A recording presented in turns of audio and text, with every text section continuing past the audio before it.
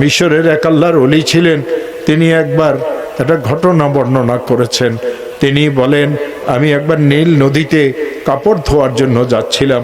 আমি দেখলাম পাহাড়ের গর্তের ভিতরের থেকে বিরাট একটা বিচ্ছু বাহির হইল।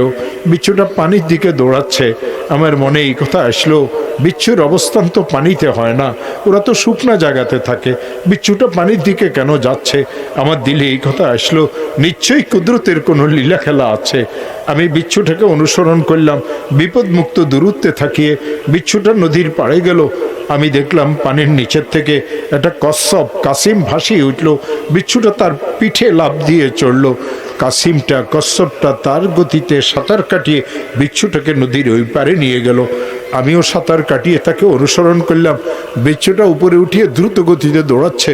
আমি দেখলাম অদূরে একটা খেজুর গাছের নিচে একজন সুদর্শন যুবক অঘরে ঘুমাচ্ছে। বিচ্ছুটা তাকে ধ্বংসন করার জন্য একেবারে কাছে চলিয়ে গেছে।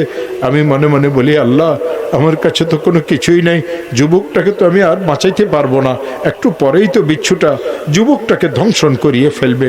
আমি উল্টা দিক থেকে দেখলাম বিষাক্ত একটা কালো সাপ ফনা ধরিয়ে ওই যুবকের দিকে অগ্রসর হচ্ছে। একেবারেই যুবকের কাছে চলে আসছে। যুবকের মাথার কাছে আসে সাপটা ফনা ধরেছে, ছোবল দিবে। এই মুহূর্তে বিচ্ছুটা দূরের থেকে লাফ দিয়ে সাপের গর্দানকে কামড় দিয়ে ধরেছে। সাপটা চিত হয়ে মরিয়ে গেছে। আমি খুব জোরে চিৎকার দিয়ে বললাম, আল্লাহু আকবার, আল্লাহু আকবার।